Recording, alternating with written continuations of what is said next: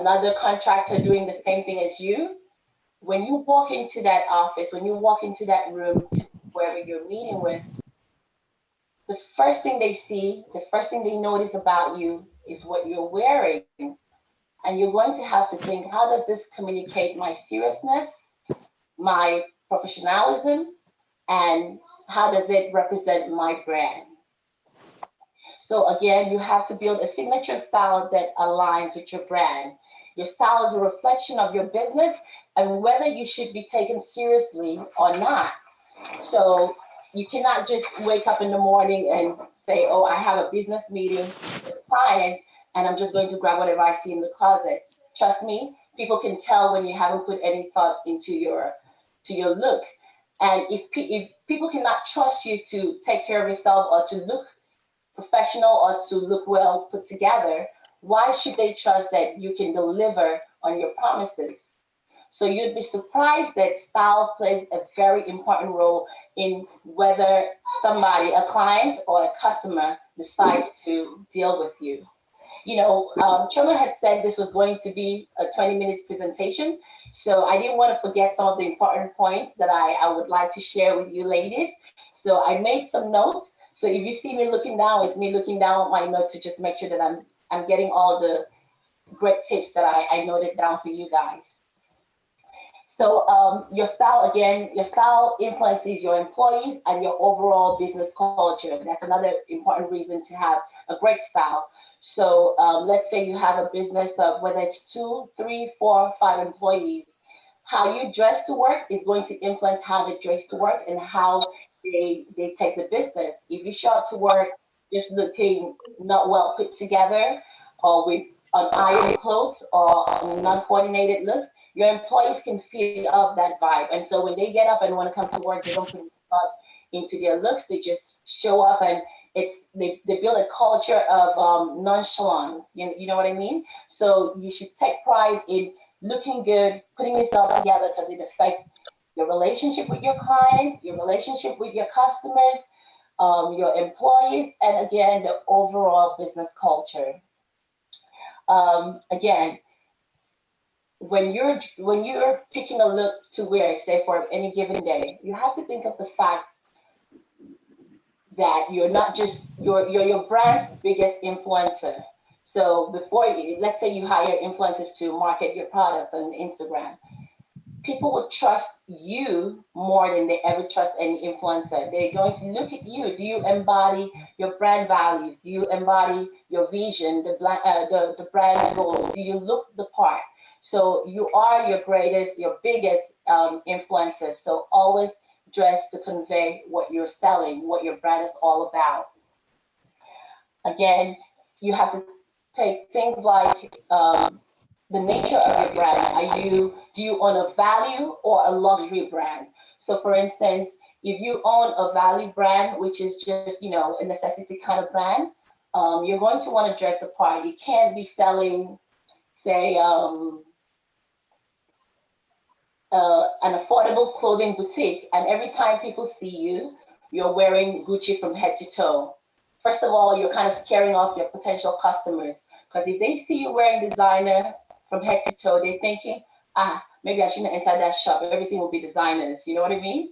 But on the other hand, if you own a luxury brand and you sell luxury goods or luxury, you know, services like say image consulting, which is, you know, something that is more on the luxury end, you would want to look that part. If you sell a luxury brand, then once in a while or as often as you can, throw in a luxury item into your style.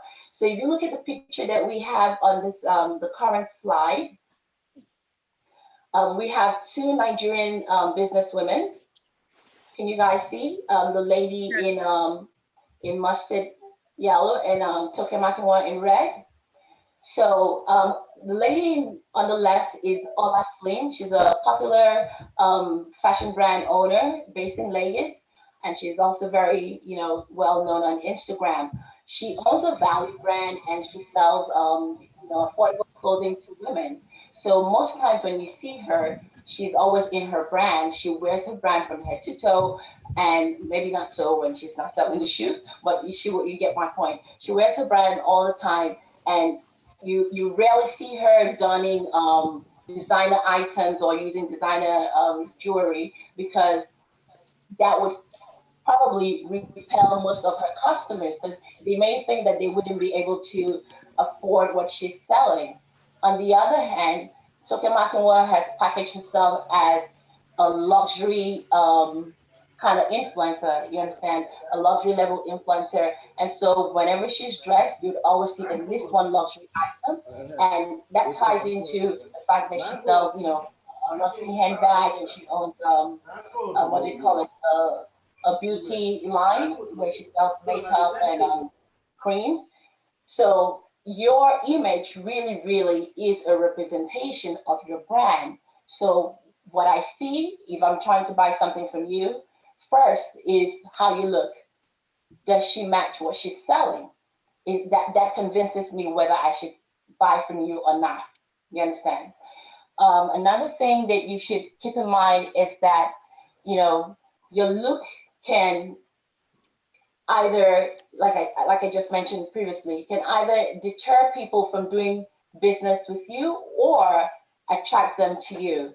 So it's very, very important. And in a very competitive world post COVID-19, this is really going to come into play. Why, if there are two boutiques down the block, why should I shop from the lady who every time I see her, her hair is not combed, she's wearing a shirt that looks like it hasn't been ironed in a year, and she owns a boutique, versus the other lady who's always well put together, and whose shop looks very clean and carries herself so well. Who would you shop from? So the little things matter, and some business people don't know that. Just how you look, how you put yourself together really, really matters, and could be the reason you're losing out on a lot of money. What else? So again, think of the most successful, the most iconic, and most powerful women that you know, like say Kim Kardashian, Chimamanda, or even Beyonce. They all have a unique style. They all have a style that aligns with their own brand. Kim Kardashian, for instance, has packaged herself as a sex symbol, a global sex symbol. And so you would always see that consistently in any image or she shares or any look that she wears. So what are you conveying? Do your looks represent your brand? Do your looks represent your quality? I guess, even if you're not a business owner, as an employee, when you get to work, do people see you walk into the office place and think, wow, we're glad that she works for us? She always looks great, or she takes her look seriously. She must take her job seriously. You understand? Not going over the board and overdressing, that's a different story. But again, your style really, really does affect your brand. Another thing I like to mention is that when people think of style, they often think of just fashion, the clothing that you wear. But style goes beyond fashion, meaning the clothing or the physical aspects. Style has to do with how you talk, how you walk, and how you carry yourself, your carriage. All that comes together. You can be well dressed and then you're just walking anyhow, like you're about to fall, or looking really sad, or just when you open your mouth to talk, it's like, ooh, I didn't see that coming. She looks so good, but her language was kind of scary, just because it's not well put together. So your style has much more to do with fashion, which is a big aspect of style. It has a lot to do with your carriage, your speech, your walk. So keep that in mind. Again, in a post-COVID-19 world, it's going to get really competitive. So even if you haven't gotten to where you want to be in your business, you always have to dress as your best self. Dress as your highest self. Who do you want to be? If you see yourself as an Oprah, then dress like Oprah. You don't have to spend so much on, say, designer clothes or what you can't afford. You can find similar pieces that are affordable but well put together. If you're in, say, entertainment, who do you want to be like? Do you want to be like, who should I say Kelly Rowland? Then look at Kelly Rowland's style and try to embody part of that. Of course, be unique, be yourself, but dress as your highest self, how you where you ultimately want to be, not where you currently are. Don't dress like somebody who has, maybe you have, say, 50,000 naira in your savings. Don't dress that way. If you see yourself as a future millionaire, then dress the part. You'll be surprised that your style would open doors for you. People love to see people look good. And you'll be surprised that people will relate with you just because you look good, you know? Like they say, misery likes company, so does riches. Riches like company. So dress the part and you'll be surprised that more doors will open for you simply because you look good.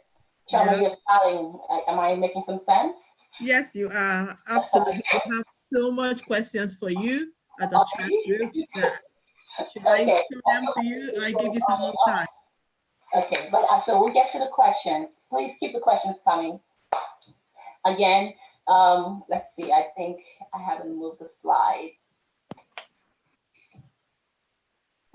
Okay. How about we talk about building how the, okay, we already went through that slide. On the next slide. Okay, I see it. Develop a signature look. And how do you develop a signature look?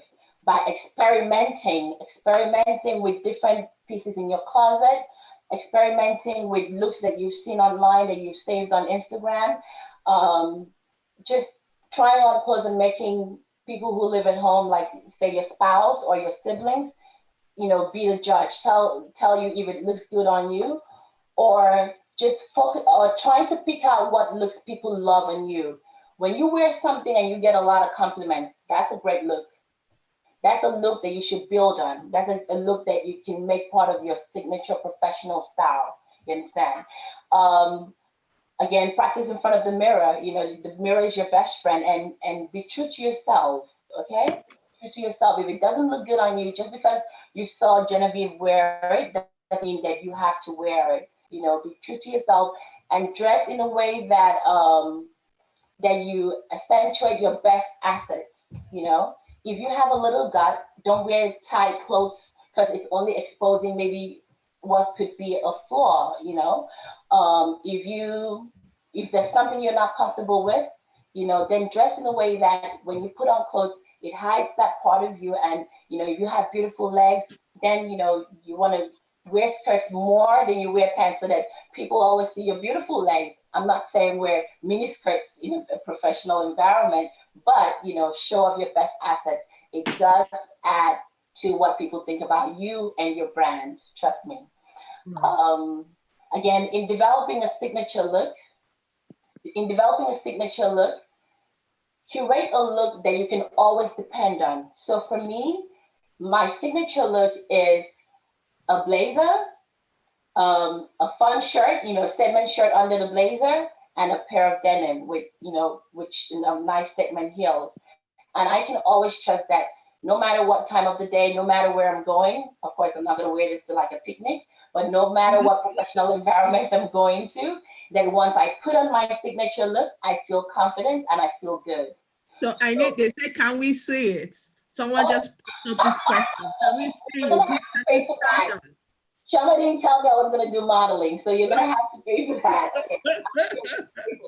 So this is my blazer. No, so you need to share. You need to stop sharing your screen so we can see you. Oh, you can't see me at all? No, because we've been seeing your screen. Can you unshare? Stop sharing your screen. Okay, just a second. Okay. So let's see how to do that. Stop share. Can you guys see me now? Oh my!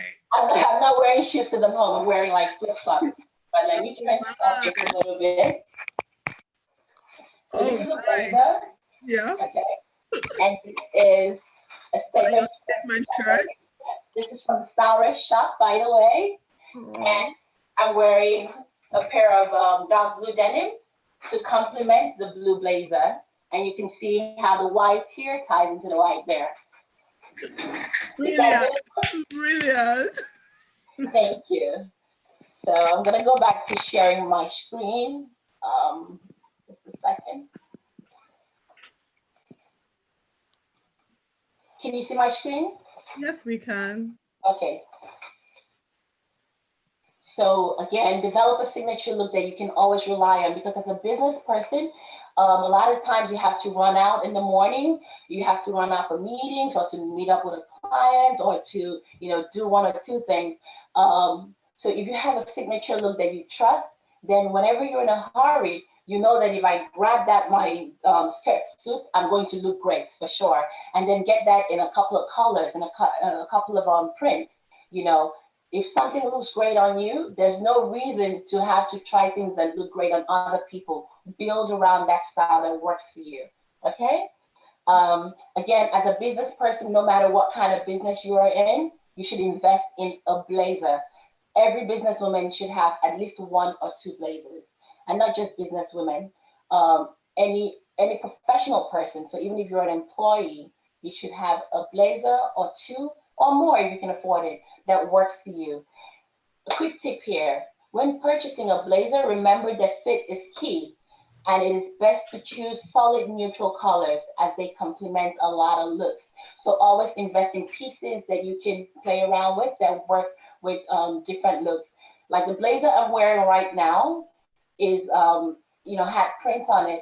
So it's not the most versatile, but if it was just dark blue, I can wear with different things. I can wear with what do you call it? Like a printed dress. I can wear it with an Ankara skirt. So when you're starting out building a professional or a wardrobe that works, make sure you're investing in versatile pieces, and then you can build up from there. Okay. Again, when building a signature look, you should personalize your style. So you may be inspired by celebrities or influencers, but make it your own look. Make it a look that people look forward to seeing. People would say, "Oh, Choma, I like that her skirt." So let me, they would look forward to see if she wear that kind of skirt she wore when she was with Linda KG or something like that. Something to look forward to, and just make it your style. If you like brushes, feel free to put on a brush when you wear your blazer. If you like turtlenecks, let's say you're in a colder climate, then put on a turtleneck if it makes you feel confident. Okay. Let's see. Going on to the next slide. This is just a quote that I put together. The post-COVID-19 market is going to be a very competitive one. You'll need to stand out intellectually and stylishly to make an impression that converts. So as a business person, as a professional, there are other professionals that are just as smart, if not smarter than you. So how do you stand out? What do you do to be memorable when you leave that meeting, when you leave that seminar, when you leave that client? It could be your style.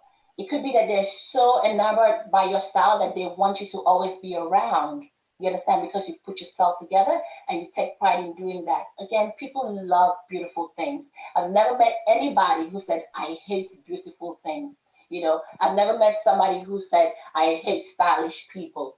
There's a reason why, a lot of people love fashion magazines, a lot of people love fashion pages, because we all love to see beautiful things.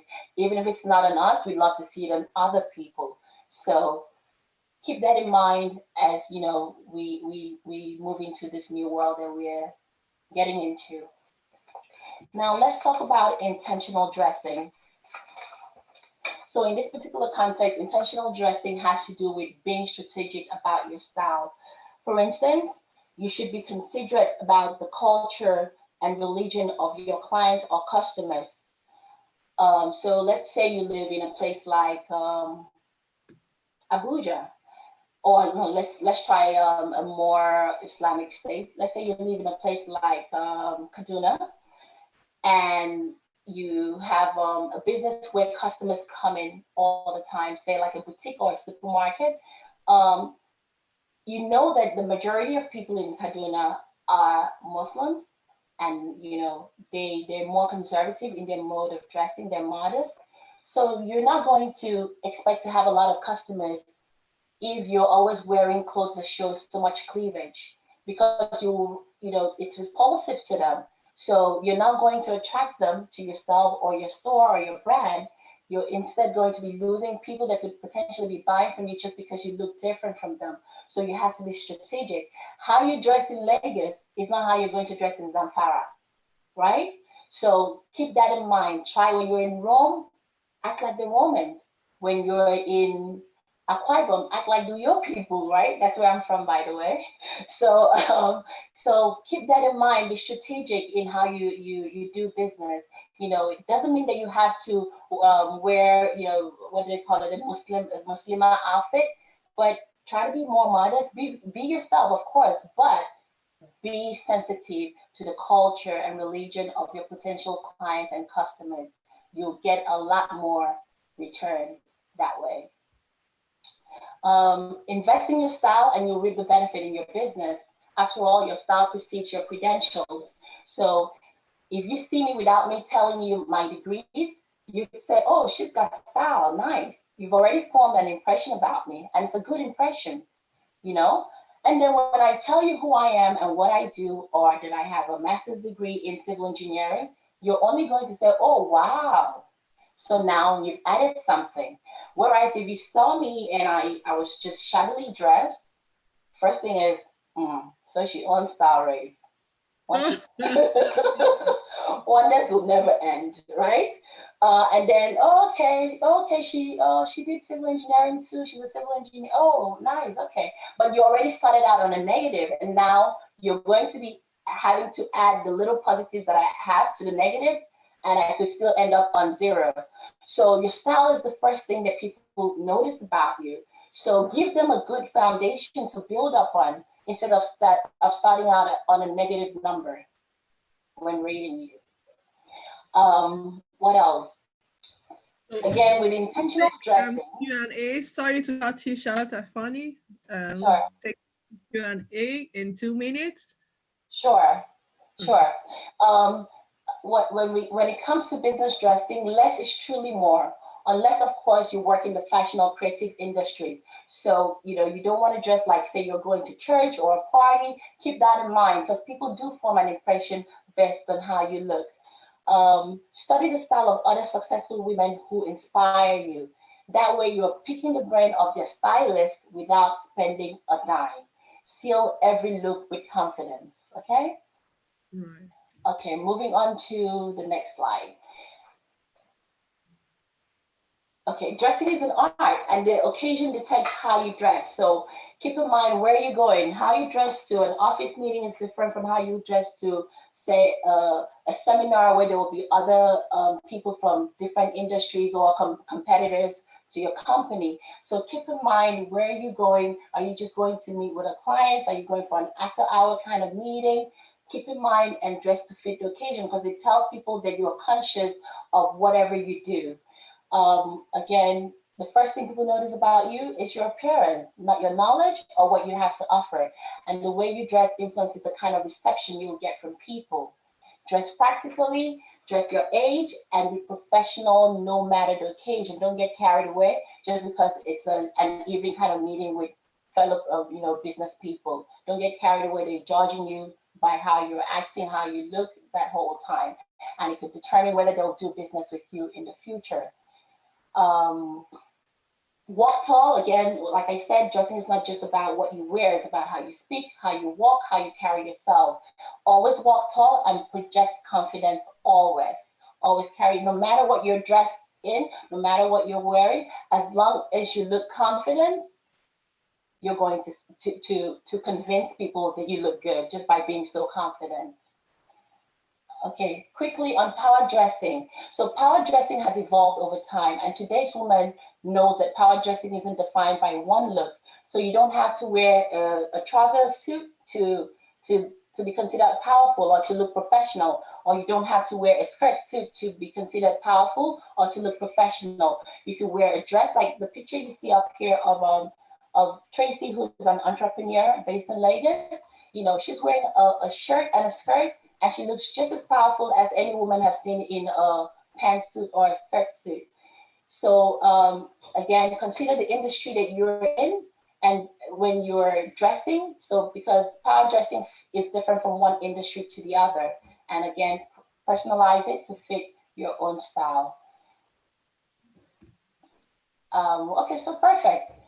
So for personal style and image consultation, you can send us an email at stylerape@gmail.com for your daily style inspiration. If you're not already following Style Rape on Instagram, do it right now. If you're not joining in from your phone, get on Style Rape _ on Instagram. So that way you get fresh inspiration. We cover a wide range of style, but you'll always see professional style on Sundays or Mondays to inspire your work week look. And then visit the style guide category on our website for more targeted inspiration. So that's on stylerape.com. And shop statement pieces that help you stand out effortlessly straight from our website. Again, I'd like to thank Chama for the opportunity to be of impact today and to speak to you guys briefly. There's so much we could cover, but this is just what I thought was really important that you guys should know, and to be conscious and to make style a part of your brand now and as COVID-19 ends and we go into this new world, which again will be very, very competitive.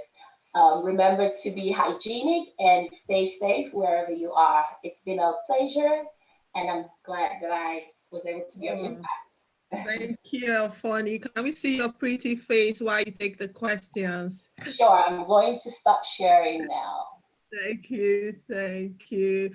So I'll start with a very good comment. Someone says here, I like the simplicity of your hairstyle.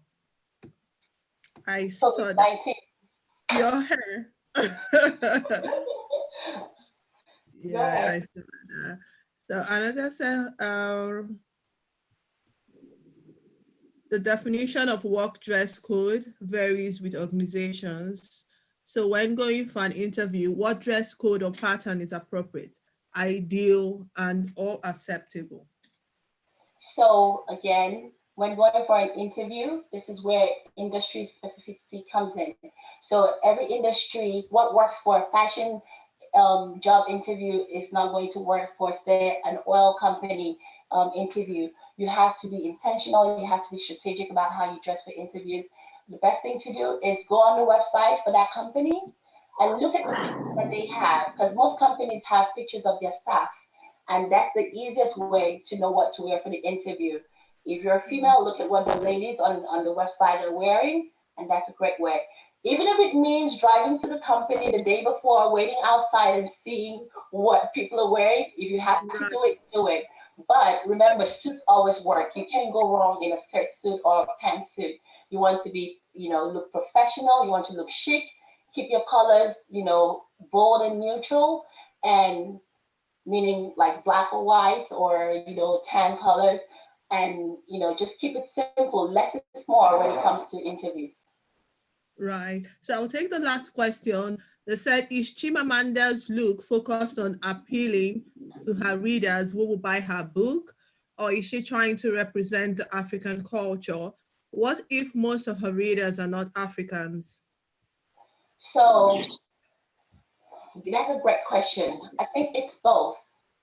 Chimamanda's look, at some point, I believe it was about two or 3 years ago, she made the decision to wear more Nigerian and African designers, and she's carried on with that.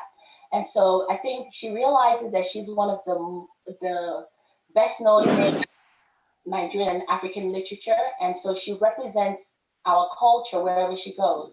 So her look, I believe, is a way of one representing the African culture wherever she goes, helping promote the African fashion industry, and a way to represent what she believes in, what's important to her, and attract people who may not even know about, the beauty of African fashion and culture to what we have.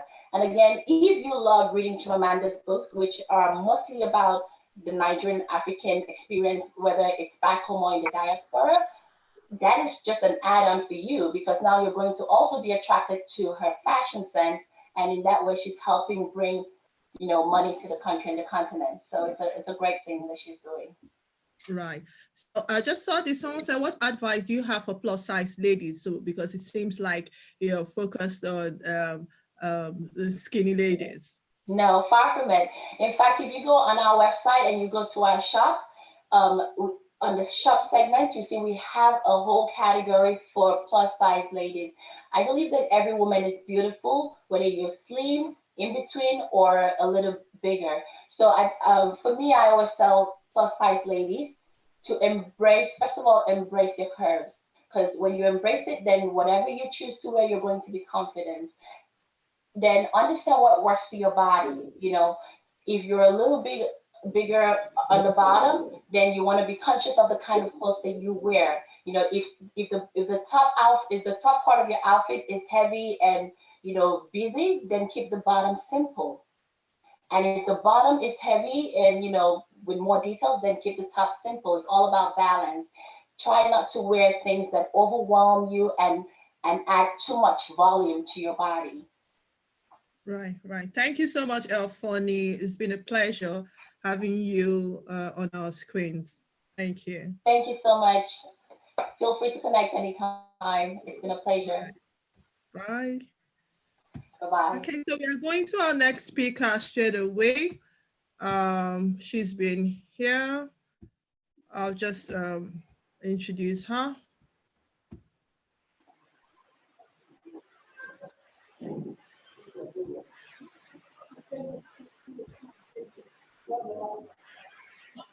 So Bibusa Washington is our next speaker. She's the Chief Executive Officer and founder of Saints X Africa Limited, is Zambian-born communication, business development, and investment advisory expert who boasts more than 12 years of experience.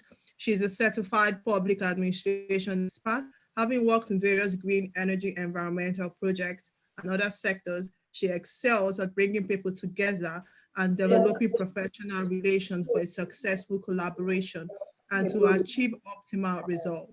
In 2016, she was awarded Pan-Humanitarian Enterprise and Youth Development. Please, can you mute your screens, please? Bye-bye. Bibusa is an international speaker who has participated workshops on social entrepreneurship. She also has organized several business events in Germany, including masterclass and venture capital conference in Zambia. Since X Africa's vision is to unlock the potential of Africa's startups to unleash the innovative force needed to solve the problems of the continent and the world. Her current project, which will be launched soon, is an all-women's vital innovator driven by her passion for empowering single mothers in Africa through mentoring and education and capacity building. Thank you, Bibusa. You can now speak to us. Good afternoon, everybody. Hi, Chioma.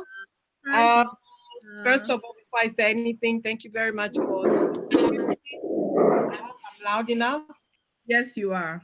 Okay, so thank you so much for this opportunity, as we are all stuck in the house and apartment, especially here in Europe. It's quite honoring that, I'm given an opportunity to speak to fellow women and some few men. I've actually seen a few people that I'm friends with on Facebook. I've seen Mr. Steven, I've seen Rex.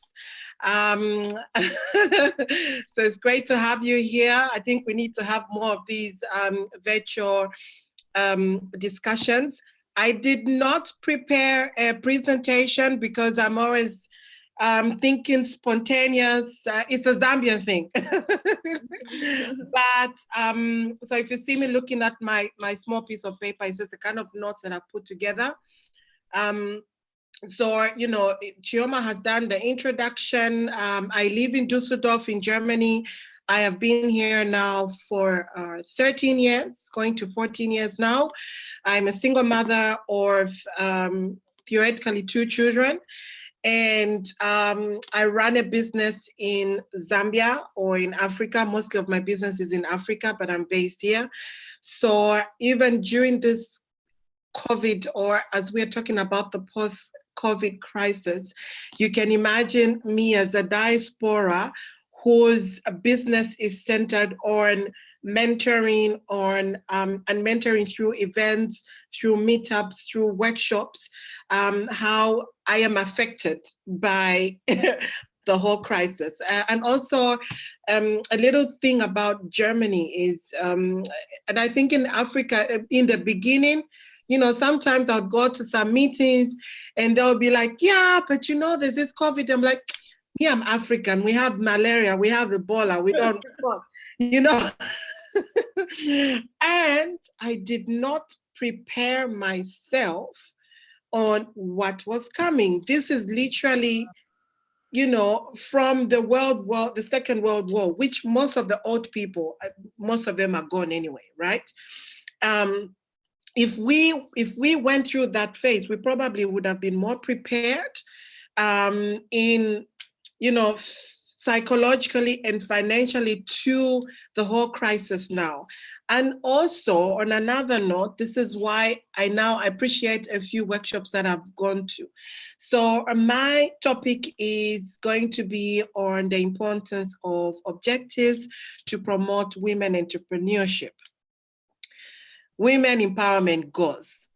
Like I told Chioma, I said, okay, this is a topic that everyone says every day, women empowership this, when you go to website, women empowership that. But what are we women and the men that are supporting women doing together to fight this crisis and after? And the problem is we don't know whether in next week it will be over, or in 2 weeks, or in 1 year, or in 2 years. But the emphasis is, what are women doing together during this crisis? So of course, having a Zoom meeting is one thing, you know, to get women to discuss about real issues that are affecting them. Okay, so my company is called Sensex Africa. Initially, we started with organizing events. And then we grew into mentoring and fostering entrepreneurs. So we have about 500 to 600 entrepreneurs right now. Most of them are actually from the West African sectors or area in Africa. And then from there on, we branched into creating an investment fund, which me and my team are working on right now.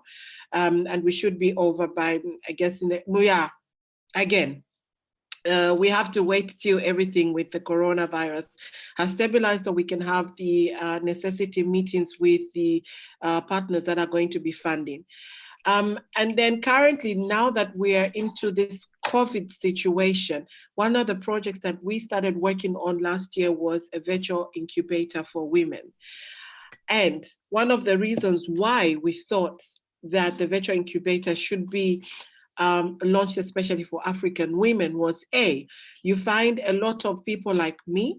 I'm sure there are also a few women on Zoom that, you know, are in the diaspora and are running businesses, for example, in Nigeria, in Ghana, in Swaziland, in Lesotho, and you cannot afford to fly to your hometown every time. I cannot afford that because I have an 11-year-old daughter who, by the way, if you know the German system, they're very over-exaggerated strict with education rules here.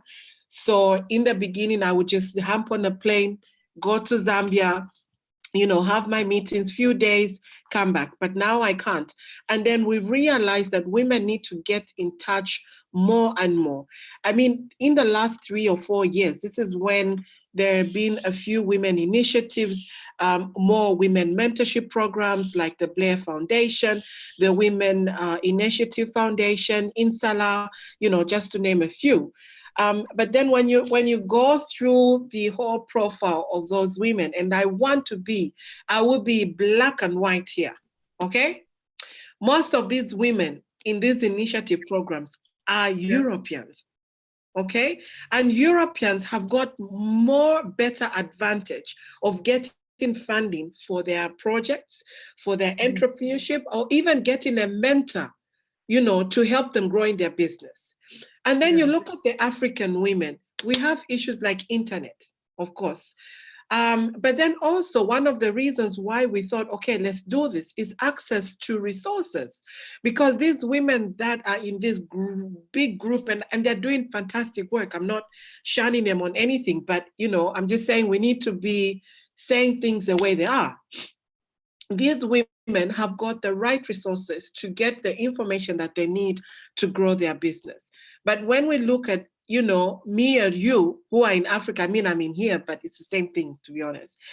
Yeah. When we look at the women living in Africa, so for example, you have a brilliant woman, okay, who is not into agriculture, is not into e-commerce, but is into innovative stuff like technology, okay?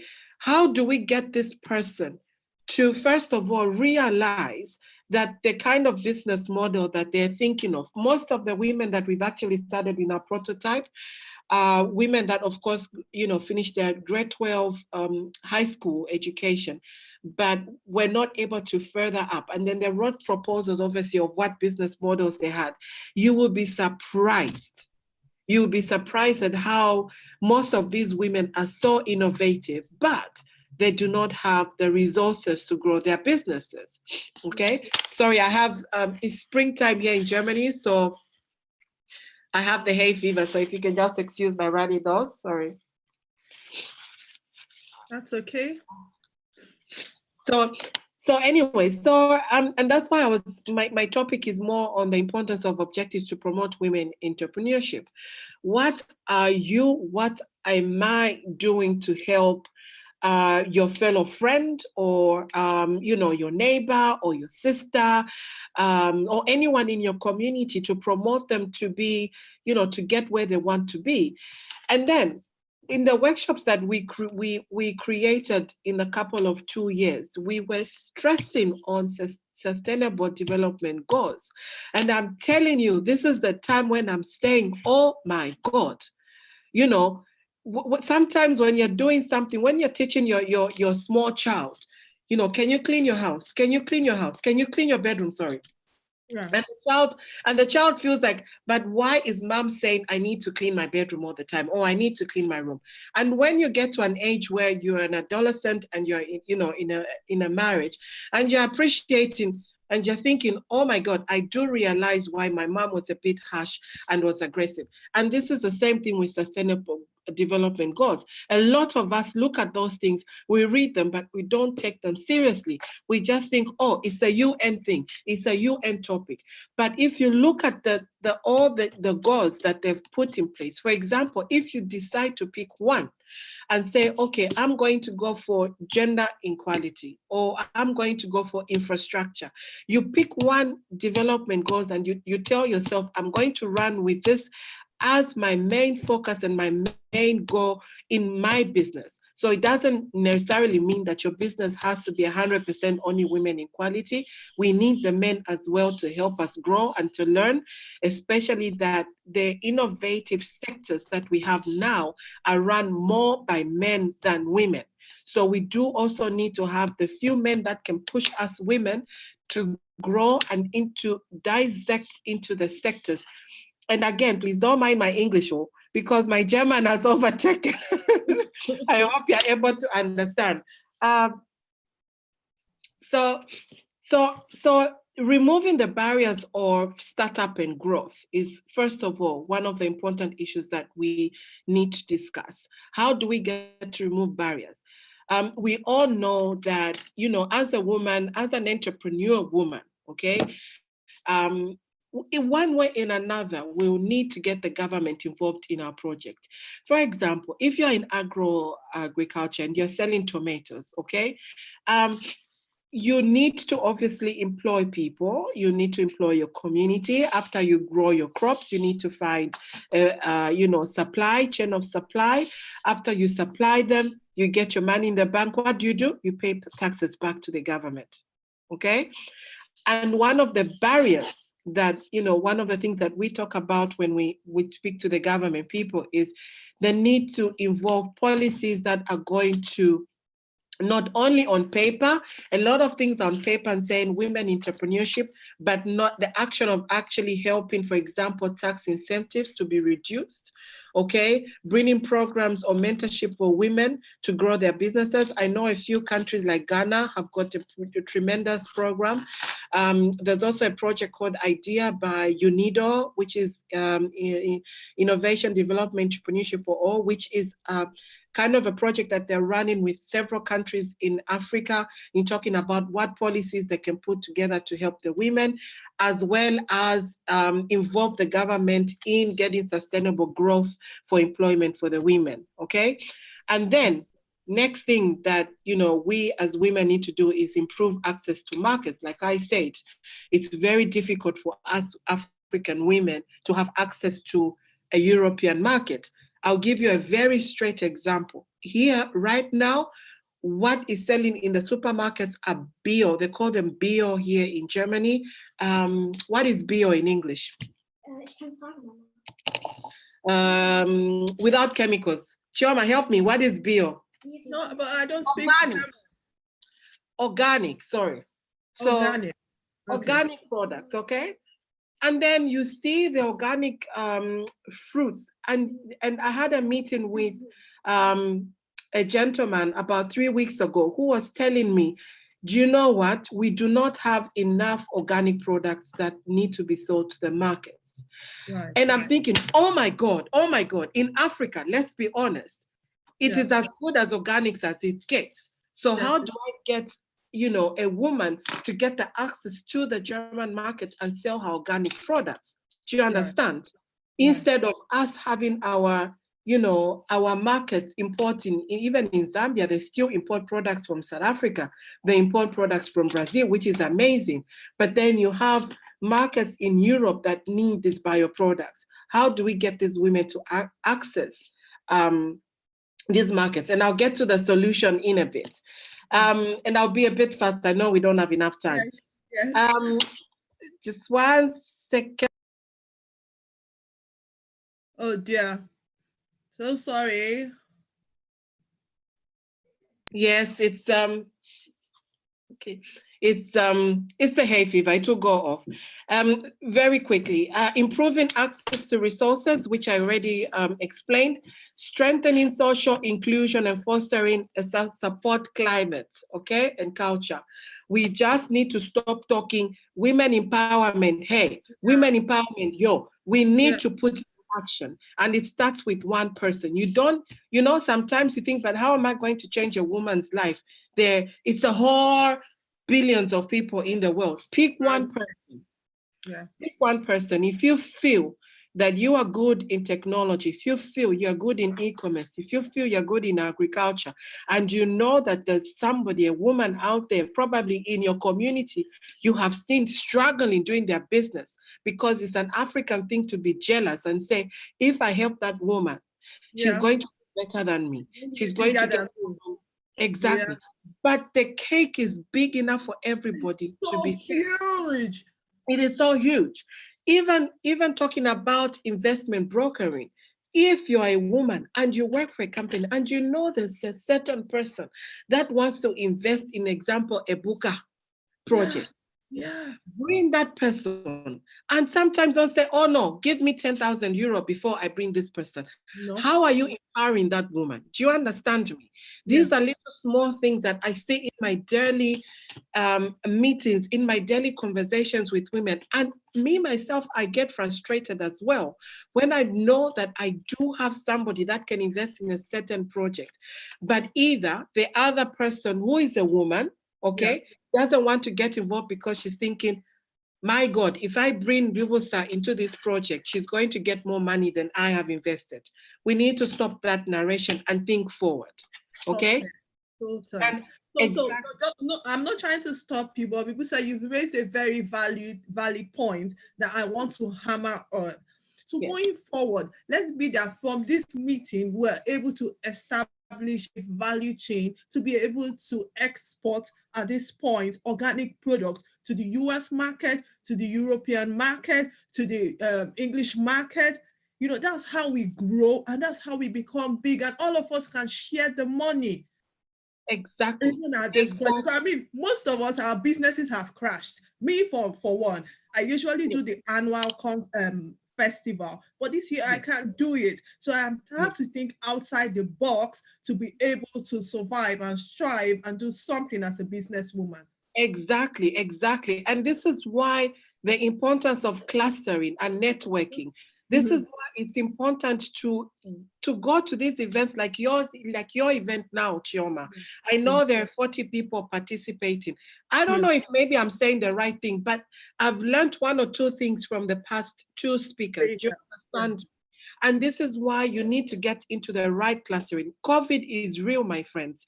And this thing is not going to go away tomorrow. I don't believe it's going to go away tomorrow. No, it's not going anywhere. And we need to, you know, everything that we were thinking outside the box then, that we thought this is too big, we can't go into innovative, we can do it. If you know that you can only supply 10 boxes of tomatoes, talk about get involved with other men or female agri-entrepreneurs. Put one package together. Talk to people like me. If you need contacts, which I can run through here in Europe, I'll get to talk to people. Get 10, 15 women together, supply the tomatoes, if you know what I mean. Be in the right clusters. And how to get to those resources is going to, getting involved, doing some networking. Unfortunately, we can't have the one-on-one networking, but we have the Zoom networking. You can ask Chioma which kind of woman is involved in e-commerce, what kind of woman is involved in technology, if you want to grow your business, because this is real and this is not going away. My business has been shuttered as well because I do a lot of workshops in Zambia. I cannot go to Zambia. And they're providing funding for entrepreneurs, but I'm a diaspora and they do not have a specific fund to help the diaspora women that have got businesses in their home country. So what do I do now? We are shut out. I'm not even into agriculture, but I'm researching the last 2 weeks. What can I do? I'm not joking. I'm not joking. I'm talking to people back home. I'm like, okay, I met this contact and I need to drive on the contact. So in conclusion, and we need to talk about sustainable growth. It's just that we don't have enough time, I know. Yeah, we'll probably do another session. Yeah, follow up. I know, but in the end, like, a booker was saying, for me, the pyramid is different. The pyramid is not in an economical period. The pyramid for me is the woman on top and the things that she can do together. And in the end, you have a community, okay? And this is why I always stress my people, please, women, please, let us stop blocking each other from success. Let us help each other. From today, write 2 or 3 goals of what you think you can do to help another woman. Yeah. Better if you write 10 goals and tell yourself in the next 3 months, don't say 1 year because we don't know what 1 year will come from. Tell yourself in the next 3 months, what am I as a woman going to achieve? 1. 2, how is my business being affected? Okay, things are hard. Am I able to go into another business that is at the moment, is probably my only option? Yeah. Like trading, like agriculture. Do you understand? Like technology, like e-commerce. We are scared that it's a male-dominated, but there's nothing hard to do. There's nothing if you're connected to the right classes and the right networking. Right. Thank you so much, Bibusa. Yeah, I'll stop you there and take a few questions. Okay. So Anne Bibusa, we worked together on a project in Germany. That was when 3 years, 4 years now. 4 years ago. And after then, we've been great friends, kept in touch, and the rest. Just 1 second. So we've had a lot of chatting on the group. That's very good. Yeah. Yes.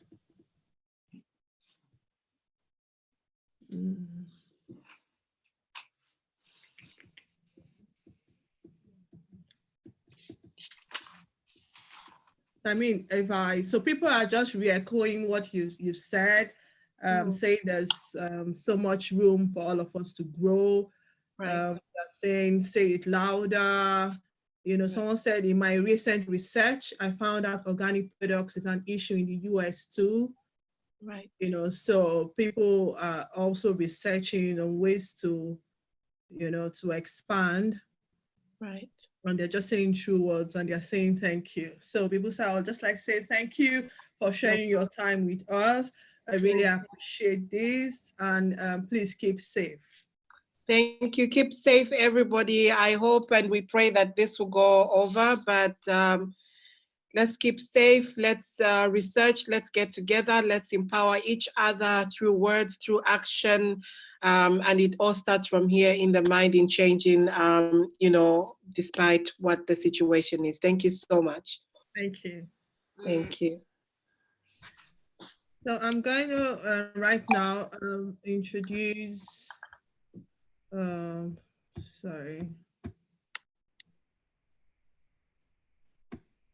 The next speaker is here. I just want to introduce him right.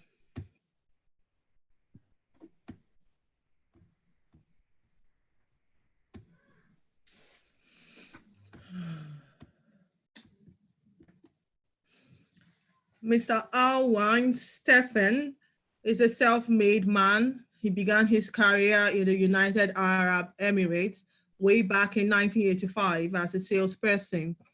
By sheer coincidence, in 1988, he got into the fragrance business, and from that year on, there was no turning back. He started his career in the fragrance business in 1989 as a sales executive with one of the leading perfume companies, Gardea Trading, Al Taha Group, moving on to the position of brand manager within the first 12 months. In the year 2002, Mr. Stephen decided it was time to move on after successfully setting up the distribution arm for the largest luxury retailer in the Middle East, Paris Gallery. Finally, after having put in over 15 years as a distributor, he decided to move over to the other side of the fence and represent suppliers, principal companies for the entire Middle East, GCC, and Indian subcontinent, around 22 countries. It was during this time that Mr. Stephen secured consultancy agencies and master distribution rights for the entire Middle East, North Africa, and Indian subcontinent for some leading perfume names in the business, such as Paris Hilton, Guess, Swiss Army, Maria Sharapova, Andy Roddick, Jessica Simpson, Alfred Song, Homer, Nicole Miller, Givago, Perry Ellis, Kim Kardashian, One Direction, just to name a few. So welcome, Mr. Awe. You have the floor now. And I'm so excited. In fact, when I got your profile, I saw you on a photograph with Kim Kardashian. In fact, that's what just caught my interest. I said, wow, he took a photo with Kim Kardashian. I didn't want to read any other thing about your profile, just that you're able to take that singular picture. Please take the floor and share us, wow us. Wow, wow, wow. Anyway, thank you, Shioma, first of all, for inviting me to be part of this webinar. And of course, I have to thank Rex, my dear friend, who actually got me introduced to you. Am I audible, first of all? I hope I'm clear. Yes, very clear. Awesome. All right. First of all, I may be a little nervous because when I was scrolling through all the pictures and I saw so many lovely ladies, I'm not used to speaking to ladies. I've spoken to probably 1,000 men or a mixed crowd, but just having, I think, 95% of ladies here, except 1 or 2 men, is mind-blowing. Anyway, I'm going to do my best. I hope I'm clear enough. Bibosa, hi there. I know we're not only connected on Facebook. We've met a few years ago at an event at the Atlantis Hotel. And we've been friends since then. And thank you for continuing to be a friend on Facebook. First of all, Shioma, that entire thing you read has made me feel or look very old, yeah, because I came to Dubai in 1985. And those who have seen that picture of me on my profile and seeing me now, look at the amount of white beard, the white hair on my face. I'll come to that as to why it is that way, yeah.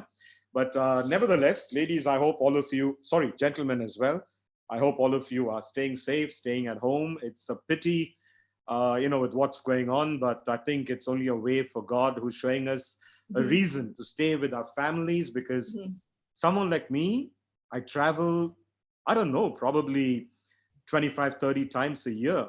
And I hardly used to get to see my daughter, who today is 12 years old, but when she was 2, right till the age of probably 11 or 11 and a half, she hardly got to see me at home, and I only live with my wife and daughter in Dubai.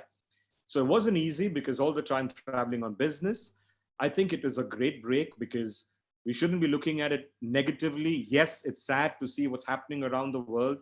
Everyone's affected. We have to pray for everyone. Some of us are lucky probably because we're staying at home. We have families. Some of them are without their families. They're stuck in different countries. Some don't have food. Some don't have place to stay. If you're watching the news and see what's happening in India, in Africa, and in many other countries, even a country like America, doesn't matter. People are losing jobs. Businesses are shutting. People are, going bankrupt. So all these things are happening, but I don't think these are reasons for, for us to feel horrible and negative and get dejected in life. I think we need to be positive. So I'll start off, first of all, you heard my name. It's Alvin Stephen. I'm in Dubai. And I'm in the fragrance industry. I've been in it for over 30 years. That's a long time. But I'm still only 30 years old, by the way. Yeah, so I started when I was born. I've been doing a lot of perfumes. I've done a lot of distribution in the UAE. Just living here and working in this country gave me an opportunity, to think to myself as, listen, if I could do something in one little country when we had a population of, I think when we started, we were probably 2.5, 3 million in the UAE. And if I could do this, I said, why don't I try the Gulf countries? And then I went out to the 6 Gulf countries. And I said, why don't I try the Middle East? So I went out to the Middle East. And then I said, why don't I try North Africa, which also is part of the Arab community? And then I expanded there. And I said, why don't I try my own country, which is the Indian subcontinent? So I ventured out there as well. And I took brands and started finding distributors in all these countries. Whenever you get bored of listening to my stories, please interrupt me. I'll stop for a minute so you give you guys a chance to speak as well, all right? So I'll come to my story and I'll tell you a small little story about myself and what happened to me during the last recession, so that I hope with this story of mine, I hope that this unfortunate COVID-19 that's playing on everyone doesn't put us down, but gives us all the more reason to look forward to what's coming post-COVID-19. Okay, so whatever has happened and happening is something that's going to be of the past. So let me start with just saying one thing. The best way to predict your future is to create it. Let me repeat it. The best way to predict your future is to create it. Yeah. Now, I always believe, I love playing cards for fun, of course, with friends at home and whatever. And I always realize one thing: when you're dealt cards, we cannot change the cards we are dealt.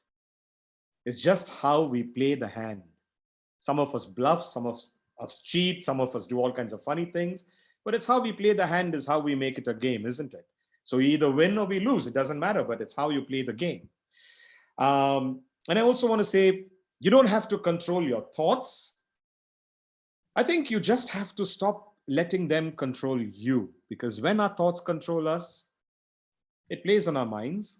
We have a major problem. We don't know what to do. We get confused. So don't let your thoughts control you. That's a very important thing to understand. Now, coming back to my story. Meanwhile, if there's anyone who wants to ask me anything, please feel free. I'll take a break. I need a few seconds as well. So I'm sure Shioma can come up and say, hey, Alvin, shut your mouth for some time. I'll ensure I do that. Okay, so let me just come in at this point. Sure. When I read your bio, I saw that you've experienced some kind of recession that happened Was it 2008? And you were able to bounce back. I mean, you've got 30 years of good experience in the business space. So I want you to, share with us, what should we as entrepreneurs be ready to do at this time? I mean, this one has hit us hard, we didn't see it coming. And what should we do? Should we have hope? Should we, uh, just advise us from your experience? Okay. I think it's better if I just start on my own story. I was about to speak about the last recession. You brought it out. Okay. Having been in the industry of fragrances since 1988, that's 32 years.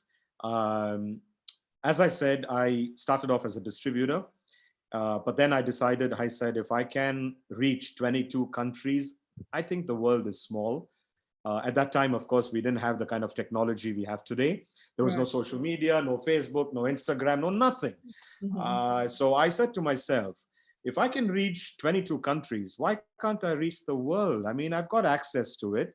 It's all about you being determined, being ambitious, set out goals, and make sure you achieve it. So I decided to get into licensing when I had no clue about licensing. Please pay attention to what I'm going to say from now on, because when I decided to approach a huge corporation, you would have seen in the list of my fragrances I distributed, one of the brands I distributed was Hummer, the Hummer car that was owned by General Motors. It was actually a license of a Canadian company. I went to Canada, met this company, somehow convinced them to give me the brand for the entire Middle East, North Africa, and India. They gave it to me, I don't know why. I proved to them I could do a good job. And believe you me, I turned out to be the best person outside the Americas, anywhere in the world, to make the best launch of a perfume brand, and that also a car. Okay. Wow. And with that, I decided and said to myself, if I could do that, I can do a lot more. I'm sorry if I keep saying I, because by listening to this, please get inspiration. Nothing can stop you if you have the determination, is what I want to tell you. So whether you're already a business lady or a new one who wants to start a business, yes, there's risk involved. It's a gamble, but calculated risk always to be taken no matter what. You may lose in the beginning. If you continue and keep going, you will come out a winner. So if you're a new entrepreneur, that's the advice to you. Now, I went to General Motors. Of course, I wrote to them an email. I managed to get to someone at General Motors in Detroit, and I convinced them to agree to see me. I asked them, do you have a license on Cadillac as a Cadillac car? And they said, no. And I told them, listen, guys, I'm your man if you want to make this work. After 3 months of convincing them, they agreed to see me. So I told my wife, let's get on a plane. The two of us flew to Detroit. I managed to meet with 7 of the top people of General Motors, including their legal department. Wow. And I managed to speak to them and convince them that I was their person for the entire world to take on a brand like Cadillac. And I psyched them actually for probably a good hour about selling them the entire world, because typical Americans, they know all about America, but they didn't know about the Middle East and Dubai and Saudi Arabia and Kuwait, because, you know, in 2005, Dubai was still not on, it was on the map, but not that powerful and known. Right. So I managed to sell them a good story. And in 2006, I signed a global license agreement with General Motors. Okay. Wow. And that was to design, develop, produce, market, and sell Cadillac perfumes globally.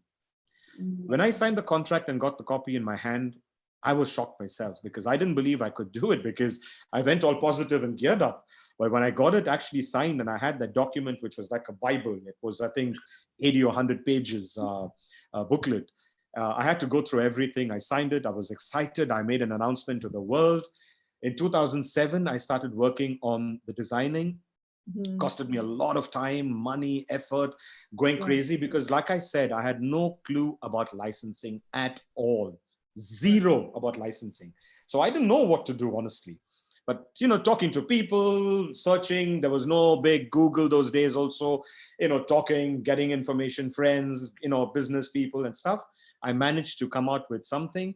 I was all set in 2008, mid 2008, to start rolling out my perfume globally.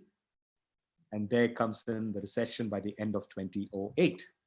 Wow. Now, during this period, there is only one show in the world called the Tax-Free World Association. I don't know if some of you who are listening and watching in today have probably attended this exhibition. It's in Cannes in France. It happens once a year in the month of October. The world comes to this show. I mean, no matter where you are, but anyone in the distribution of perfumes, cosmetics, skincare, watches, alcohol, tobacco, gifts, chocolates, food, they have to come to this exhibition, even if they're local distributors or they're from airports, duty-free, seaports, border stores, no matter what. I applied at this association because I was always going there since 1993 as a visitor. So in 2008, I applied for a small little space, and they were very kind to me and told me, thank you for your application, but you're on wait list. We'll keep you informed. Guess what? A couple of months later, I realized that I would be on a wait list of more than 400, 500 people waiting to get a stand. And these people have waited even for 5 to 10 years to get a space at this exhibition because it's next to impossible to get in. So when the recession came in, 2008, I was all excited and geared up to launch my perfume. And when I was planning on the Cannes trip to exhibit in a small hotel or somewhere, I went to Cannes, I met a lot of people, I started getting a few orders, and I was dejected, yes, because I was hoping to crack a big deal in a few countries.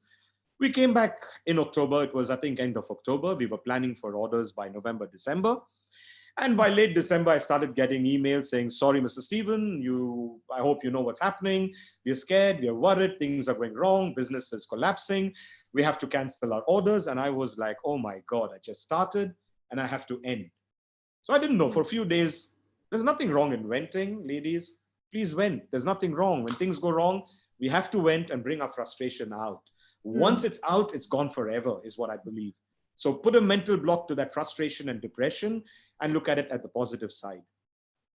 Mid 2009, without a single order in my hand, I had goods, I had paid for tools, molds, travel, and all kinds of things. I decided to go and launch my brand during the recession. I went to Beverly Hills in Los Angeles, in California. Wow. I did a big black carpet event, not a red carpet, mind you. I did a black carpet event. Why? Because it was depressing, right? But I said, hey, listen, black is also positive. So we did a black carpet event. I had a lot of celebrities who came in there. It was a huge success. No orders, only parties, champagne, wine, people, food, wining and dining. And then I flew to Canada and Toronto. I did the same thing there.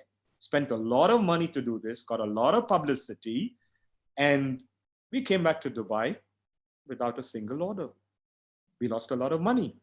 Wow. But when I came back, I got a message from the Tax-Free World Association telling me that my application was approved and I was getting a space at the Tax-Free exhibition, October 2009. Now comes the best part. Why did I get in? A lot of the big groups and the big corporations, they pulled out citing business losses, no budgets. Right. Business was not going to happen. Sales were down, people canceling orders. What was negative for them turned out to be positive for me. I got my space. I could have turned it down because I was nervous. I was wondering how I'm going to pay. It cost us about probably $40,000, $50,000 for every exhibition. And I was nervous. I said, with all this, how am I going to pay for the exhibition? No orders, no business, nothing, total recession. I said, let me take it as it comes. My wife and me went, we exhibited, we shone, we had a big smile on our face. People came, people loved the product. Things went on to the end of 2009, no orders, no business, doesn't matter. We lost 2007, 2008, 2009. And when I launched the first line, I had a few sales. Yes, I sold a few here and there, a little bit to Canada, a little bit to the United States, and Russia, even in Africa, a couple of countries, a little in the Middle East, but not as per expectation. I probably was not even 20% of what my target was. So with heavy losses, and mind you, I have no bank borrowings. I have no, overdrafts and LC facilities. So whatever I made during my working career, we pumped it back into our business. So we were literally down under in the red. But we said, hey, my daughter was just born. She was a year and a half old. I said, let's keep going. There's nothing wrong, I said. And we marched on. I came out with a new Cadillac fragrance in 2010. And Rex, if you're listening, I think I got you to smell it, if I'm not mistaken, called Cadillac Black. That fragrance, believe it or not, I wear it till today.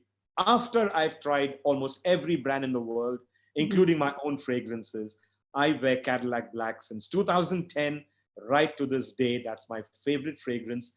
Wherever in the world I go, people ask me what I'm wearing. A lot of the comments, of course, are from women. Okay. Impressive. Now, 2010, I launched Cadillac. We did pretty okay. It wasn't good enough, to help me make my losses back. But then I marched on, and that's when I started taking on other brands. I was lucky to get Kim Kardashian as a brand. I had her for the entire 22 countries. I brought her to Dubai in 2014. That boosted my morale because that gave me a lot of publicity, a lot of exposure. Cadillac, of course, took me worldwide because I had distribution going across the globe. Every corner in the world, people knew me. So if you Google Cadillac fragrances, Alvin Stephen, beauty contact, God willing, you'll see good things over there, nothing negative. But yes, my pockets were empty. Yeah, couldn't help it. Right. But Kim Kardashian gave me a boost, as I said. So when I brought her to Dubai, that helped me quite a bit. Meanwhile, I signed up One Direction, the most popular young boys, 5 of them. While I was launching their fragrance, they were in Dubai for a show. Unfortunately, just before the concert, one of them pulled out, so they were left with 4 of them. But we still didn't bother. We launched and did well. We continued. So what? And then I did Madonna, which I kept doing. I did a charity initiative. This is something you have to listen to. It was a charity initiative that was started by Nelson Mandela. God rest his soul in peace. Amen. He started this, and it was a lady who actually had the entire rights from Nelson Mandela himself. She had to come up with this charity initiative where they gave out licenses to people to create products. And these products were actually sold, and all the license fees went towards charities. And it was to build schools, it was for clean drinking water, and to educate women in Africa. So Charlotte is the lady who has been doing this, and she's been doing a great job. We did the license for fragrances. I did it, I think, for 3 years. We did fragrances on George Clooney, Daniel Craig, Lucy Liu, Kanye West, and Pink. But it was not their licenses, it was only their images and artwork that they drew. And the artwork was actually all about hope. So whatever they felt hope was, is what they drew. And we used that artwork to create products. We did okay with it. We did as much as we could, whatever little we could, we did. And it was in 2016 when I sat down after we did Kim Kardashian's fragrance, and the American licensee actually ended his license agreement because Kim came up with their own fragrance after that. And she and Kylie have been doing fabulous with their brands. I mean, hats off to these ladies. I sat down one day when I went to sleep. I told my wife, I said, hey, listen, babe, why don't we do our own product? When I have the stand and the space in the exhibition, I exhibit, by the way, in Orlando, in Singapore, in Cannes, in Dubai, in Italy. And I said, why don't we do our own product wherein we build our own brand? And look at it. I mean, if I could go across the world with other people's brands, I can do my own brand as well. I woke up in the morning, sat down at my chair, my home office, which is right behind here. Of course, I created this just for you all because I don't have my perfumes normally in the background, but now I'm working from home. I said, let me show you guys. I decided to come up with a name. We woke up together, from bed, and we just said, why don't we do something related to precious stones? So we came up with the name Precious Stones, but it didn't sound good in English. And we converted that. We translated precious stones into French. And guess what? We got the name Pierre Precious. And that's how Pierre Precious was born. It's called Pierre Precious Parfum. I had no clue. I Googled it. My wife Googled it. Immediately we went out. I went to the trademark people in European Union. I trademarked it in 28 countries, trademarked it here in a couple of other countries. I got a designer, gave my ideas to him, started working on my ideas, designed again, did everything, spent money. And I decided I will go the high-end route, which was niche, because everyone was doing the typical celebrity stuff. And we came up with a niche brand. And our first line was called the Diamond Collection, which some of you have seen. Rex was with me in Dubai. He's seen the products, he's tried it, he's loved one of the fragrances, and so have a few others, I'm sure, who was watching this webinar. The product has done pretty well. We launched it in Well, in 2017, I started the development. Now, please listen to this. Go back 10 years, exactly 10 years ago. 2006, I launched Cadillac. I got the license of Cadillac. 2007, I did the designing and development. 2008 was the year to actually launch it. And that's what I did this time. 2016, I started with the designing.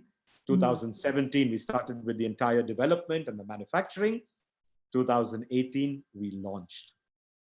By 2019, I reached 11 countries, which is very good for a homemade brand. High end, the product starts at $198 retail, $198 a bottle, and goes all the way up to $2,000 a bottle. Wow. So it's right behind me here, what you can see. If you can see a little bit, there you are. Oh, yes. They're so good. That's the bottles. This is what I've done in rigid cardboard boxes, as well as in wooden boxes, okay? No more bragging about my perfume. You have the male and for female. Pardon me? Male and female perfume. Actually, the first three are, I don't want to call it unisex, but they're meant for anyone. If a woman wears it, she likes it, she wears it. So the black fragrance, which is the Black Diamond, which Rex has tried, he will tell you about it. It's fabulous. And I thought it's for men, but wherever in the world I went, women loved it. I even went to Russia. I was shocked because all the Russian women went crazy over this black fragrance. The Pure Diamond is unisex again. It's citrusy, so it's unisex. And the White Diamond is more feminine. Having said that, I wouldn't wear it, but there are some who would probably wear it. So I won't be specific, but it works for everybody. The Red Diamond, as you see here, is a limited edition numbered collection. It's a bit on the Oriental side. It's numbered and only 3,000 bottles in the world. Then you have the Blue, which is also a limited edition, only 3,000 pieces in the world. And then you have this beautiful piece here, which is a black one with a lock and key. And that's for gifting purposes. Right. And there are 5 juices that I created. All the 5 are pretty much unisex, okay? Leave the perfumes aside. In 2018, I started rolling out. I was all excited. And I had a plan. I set myself a goal by the year 2021, 2022. That gives me a good 4 to 5 years. I would at least hit 35, 40 countries in distribution myself, alone. I didn't need any help, any people, no staff, nothing. I knew the countries that I was talking to, and I was sure I would do it. And even last year when Rex was here, we discussed about launching it in Nigeria. Right. And I'm sure I'll do very well in Nigeria.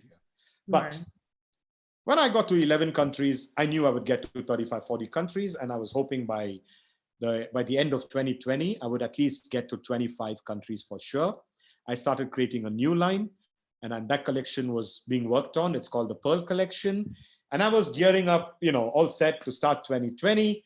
So by end 2019, we were still doing okay because nobody heard about the coronavirus. And early 2020, there goes my luck again, just like it happened in 2009 and 2010. But again, it's nothing to do with me, with anybody in particular. What has to happen has happened. Everything happens for the best. I'm stuck at the moment. I should be very depressed, but I'm not. You must be seeing me smiling. I'm happy. Yes. I'm stuck with a lot of my components. That's glass bottles and all the rest of the stuff in factories. It's all stuck over there. Having paid for this, I can't do anything with it. I have inventory in my French factory because the products are manufactured in France. I can't do anything with it. All my orders, old and new and the future ones, canceled because no one wants to buy perfumes. People are looking at getting food, getting PPE products, that's masks, gowns, all kinds of stuff which is required right now. So I didn't know what to do. And I didn't expect this lockdown. A little over a month ago, we had also a major situation where we were also asked to stay at home. We'll have 2 minutes to round off. Okay, good. So having said all this, I just want to tell you guys, listen, I'm still positive. I'm not going to give up. And I'm telling you, by 2021, I will reach my goal of 35, 40 countries. I'm going to keep marching on and I'll keep doing what I'm doing. You all keep the same thing going, keep the spirit, be positive. Things will work out well. Again, a few things I've written down. I want to read to you. Okay. When we are no longer able to change a situation, we are challenged to change ourselves. That's what I believe in. The secret to change is to focus all of your energy, not on fighting the old, but on building on the new. Okay. Right. This COVID situation has given me a reason to stay at home, because of which I've learned to cook for the first time in my life. I took it for granted my wife was doing it. Your wife must be super happy. My daughter has learned to bake. I have learned to cut my own hair. I made a mess, but look at it. I cut my own hair. I never ever did this in my life. And for the first time in my life, I've grown facial hair. I never ever had this ever. So when you see me like this, it's because of COVID-19. COVID-19. Everything's going well. Everything's going to be positive. Ladies, fight on. And believe me, keep your positive attitude. Be determined. You will do well. By the end of 2020, the whole world is going to pick up. 2021, the world is going to shine, and so on. Right. I believe. Right? With that, So. I end. So Bless you all. Stay safe. Stay home. Thank you. Thank you so much. Just a quick question. Sure. I mean, once we finish with or things begin to pick up, is your brand open for like distribution channels? Because For sure. yeah, so I'm sure here we have people from at least 4 African countries. We have people scattered all over the world, you know, that'll be watching. And also this is going live on our YouTube channel. So it's going to be there for everlasting. So people will watch it, and then we should be able to contact you for distribution opportunities. Sure. Well, I'm also launching, during all this going on, I also came up with a new line. Just give me 30 seconds. I've come up with a new line, which I'll be more than happy to share with a lot of people who are here on this webinar. And if anybody needs to reach me, Chioma, you have my email address and my telephone number. Please feel free to share it with those who want it. No problems at all. I've created, I started working on designing. I've come to the stage of prototypes and molds, but I had to stop now because of the situation. I'm coming up with a new line, and that line is basically based on my true story. And it's called Alto. Alto means high. An eagle always flies high and never settles down, except when when it goes down to pray for his food, right? So I'm coming with 3 categories based on aspiration, ambition, and achievement. And you'll see what I'm creating. It's a mind-blowing line, but that's going to be just about $120 a bottle. Anybody wants to know about it, please get in touch with me. I'll be more than happy to discuss distribution opportunities or whatever that's out there. Okay. Thank you so much, Mr. Alwin. It was a pleasure. Thank you, ladies. Wish you all a good day. All right. So quickly, I'll be introducing our next speaker. She's been here.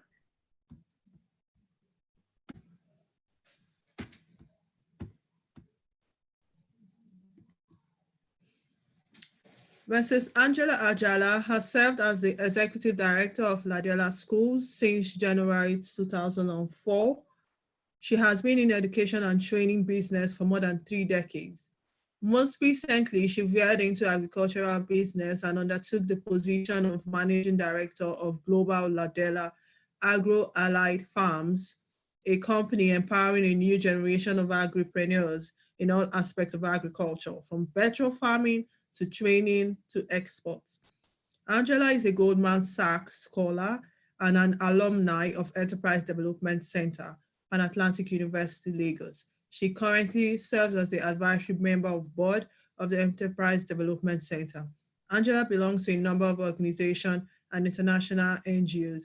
She is the immediate past president of Business and Professional Women, an international NGO that develops the professional, business, and leadership potential of women on all levels through advocacy, mentoring, networking, skill building, and economic empowerment programs.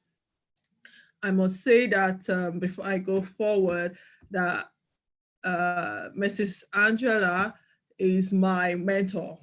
So I can fight for her, because when I was like literally knew nothing, Miss Angela took me by the hand when I was part of the organization she was in, and she literally pushed me to be better, to be good, you know, literally just empowered me that I have entrepreneurship skills today.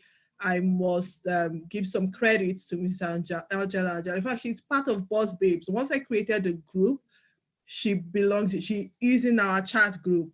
Like anything I'm doing wrong or doing right, she private chats me, say, no, Chama, not this way. As in, she's with me every step of the way. So I want to use the opportunity to thank her and thank her for the support she's giving to me and to many other women. Also, I want to use the opportunity to thank Dr. Rex before I call on the next speaker. Dr. Rex Idaminabo, he's been supportive, and he introduced me to Mr. Arwen, one of the speakers that just came, and a few other speakers you will see tomorrow. So thank you, Dr. Rex. So Mr. Jala, over to you.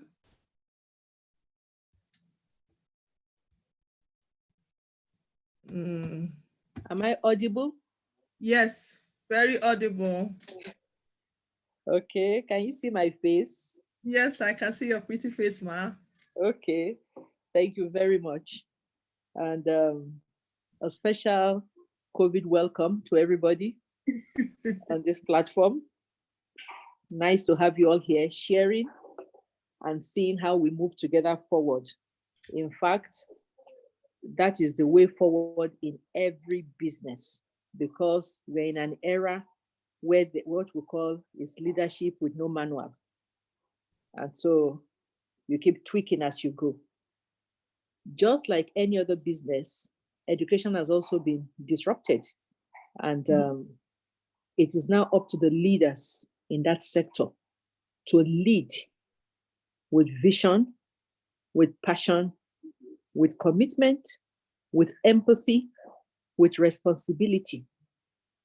They are the ones that must now up their game to lead the people, not only the team behind them, but also the parents within their system and the children.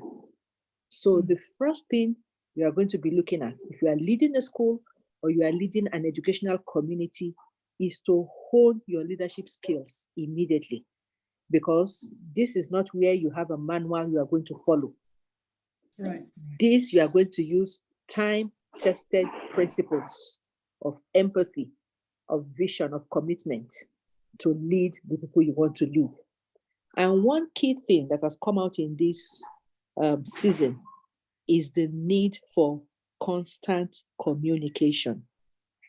You cannot afford not to be talking. That is a no. Your communication should be so constant that the entire team is not left in any doubt concerning all the steps and the things you need to take. The first thing we expect in most of the in education industry is that you have a team that is looking at this COVID-19 as it affects your business. There must be a team that is brainstorming, a team that has the combination of all your stakeholders. I use the example of a school, which means your parents, key staff, students, and also some service providers from outside that you trust their judgment in certain things. They must all be looking at your business carefully and looking at post-COVID and even currently. What should we be doing? And that team is very key because the answer does not rest in the hands of one person.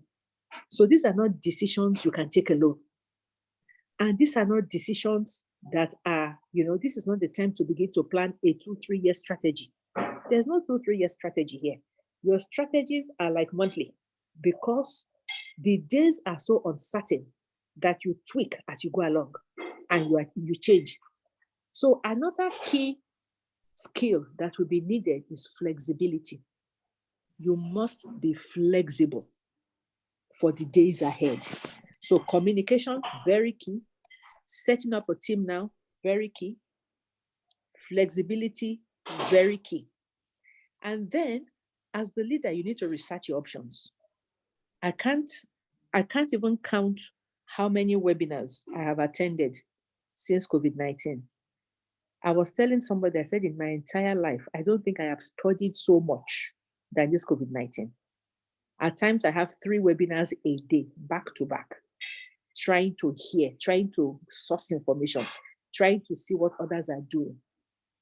In the season where we are, you should not be far from your industry so that you are not working like a silo and not knowing what the others are doing. Collaboration is so, so important now. If you belong to an industry association, this is the time to hear and to see what others are doing so that you are not left in the lurch, that this is what is happening. You must be prepared. You must be prepared to be creative. Now they are talking about online learning. Please don't get into technology in a hurry. The options out there are so tempting. There are some that you have not even, you don't know the kind of challenges they have, and you go and spend a lot of money. Don't be in a hurry to go into technology. If you're already using technology, fine. If you are not and you need to go into it, begin with simple ones. Begin with Telegram. Begin with WhatsApp. Take those simple ones and start with them. That will help you in going forward. So don't be in a rush. We're in a season of confusion for many. We're in a season that has taken us out of our comfort zone. And so we must choose to embrace the season. I tell those in the industry, I have seen this as an opportunity, as if I am just starting again. Because for many of us, we are starting again because this is an era we have never walked through. So the same passion and excitement with which you started when you first started your business is the same passion and excitement you should now put into it so that you are able to go ahead with it. At this point, we shouldn't be afraid of failure. We shouldn't be afraid of mistakes. This is not the time to be afraid of failures or mistakes at all. Mistakes will definitely happen. The important thing is that we should fail forward. We learn as we go and make sure that we fail forward. And we are adding value to the team that is working with us. If we're not adding value, we can't expect anything from them. And so it's important to add value to them so that we're able to know what it is they are also thinking about. This is not the time for expertise or position as the executive director of a school. No. The metrics for success in this season is going to include teamwork. It's going to include relationship management. If one of my teachers has an issue and I don't solve that problem, there's no way you can do anything online successfully for me. So you are like a counselor now. You are problem solving. You are mentoring. You are showing empathy. At the same time, you are optimistic. You are creative. You are resilient. You are knowledgeable in what you are doing to show correct leadership. So those are the things that should be going forward now. And you should be asking yourself, how prepared are you to go digital in the education business? How really you should take a needs assessment of yourself at this point. How prepared are you? Can your business carry on without interruption if this pandemic should happen again? And if there is an elongation of it and schools are not called back on time, can your business continue? Because these are the thinking skills you need to bring to fore with your team that will inform the decisions you take concerning technology. If you follow all the offers out there in technology, the confusion, you will spend money and you will get nothing. So it's very clear that this is the time to think. Now, as of today, what actions have you taken to date? What new innovations are you bringing on board? What social impact are you making? And how will this improve the quality of your business? You must recognize that in the season where we are, you have new partners. Who are your new partners? I looked at my partners post pre-digital and pre-COVID, and the new partners I'm engaging now for COVID, and I will be engaging post-COVID, and they're completely different.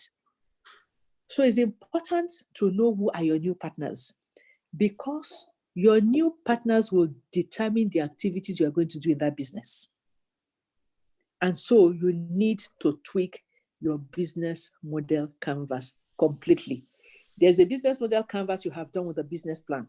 That was for normal time. So we now need to do a recession compliant BMC that will be realistic enough to face what we are facing now. That is very important. And so as you go along, you set up teams. I've set up like up to 5 or 6 teams. You launch teams as you go along. And as you launch the teams and give them their terms of reference, as the leader, don't be in their face. Give them the room to work. You'll be amazed what your people can come up with. You will be amazed. Let everything be transparent. Let it be authentic. See how sustainability and self-management is put into them. And be ready to test a pilot as you go. Do not take decisions in a hurry, especially with technology. I can't repeat it enough, please. It's very important. And as you go forward, cooperation is important. If you are not collaborating and cooperating, your response will be it will be one-sided because you are not hearing from others. So now, what do? Agree on a work plan. This is the time to now have a work plan. You now reprioritize your curriculum goals. This is the time to reprioritize that. Redefine the roles of your teachers. What will they be doing now? You need to redefine that. You need to be clear now on the activities of the entire system and share with all your stakeholders. A lot of schools are looking at fees now. How will parents pay fees? How do we ask for them for these fees to come up? Before you begin to talk about fees, what value have you given them? And we're telling people, this is the time to look at people over profit. If you haven't given any value, it's not the time to talk about money. There's a sensitivity and a timing to these things, and we must be careful about them. Learn how to cut your operational costs to the minimum because you don't know where the next money is coming from. Cut down on everything that is not necessary.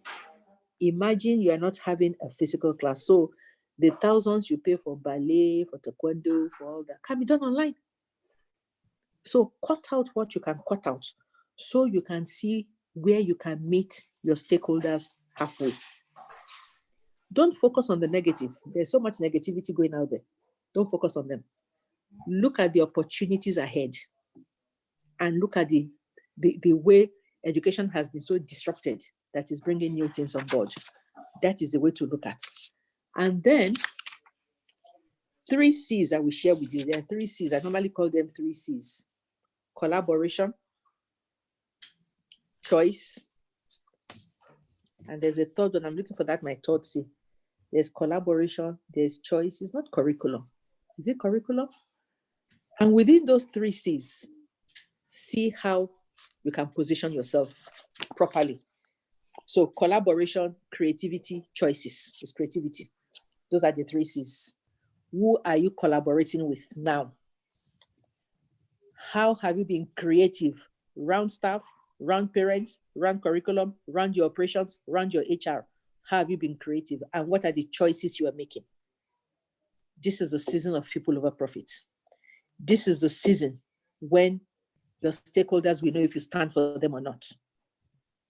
And so be flexible, give value for money, set up a team, don't overdo technology, begin to find your partners, manage your finances properly, and communicate. Thank you very much. Thank you so much, Ma. Thank you. So I have a few questions. Go ahead, please. We want to ask, and anyone who has questions, please drop in the comment section. So I want to ask, how do we manage our staff now in terms of payment? For instance, now you run a huge educational institute and you have staff. How do you pay them staff? You've rightly said we shouldn't be asking at this point our parents for school fees. You know, we shouldn't put that forward. How will you now pay your staff that are going to be working even during this period? Now, it is the timing I'm talking about, not that you won't ask. Okay. The timing is critical. because we're in all this together. Mm. And so you can't have, for example, resumed. You haven't engaged the parents all through this while. You have not even called them. Mhm. How has this season been? You have not even spoken to your children. But the first communication they're getting is fees. That's very insensitive. Mm. But if you put value ahead, your parents will be the one asking you, the fees, how do you want to do it? How are we paying it? What are the plans and all that? So it is part of the relationship management, the things I'm calling the metrics for success in this season. Right. They are not the kind of procedures we used to follow before. No. Now, empathy, relationship management, team building, that is the way to go now. So you will ask, but the timing is very critical. Right. Any other question from the crowd? Something you said that really caught me.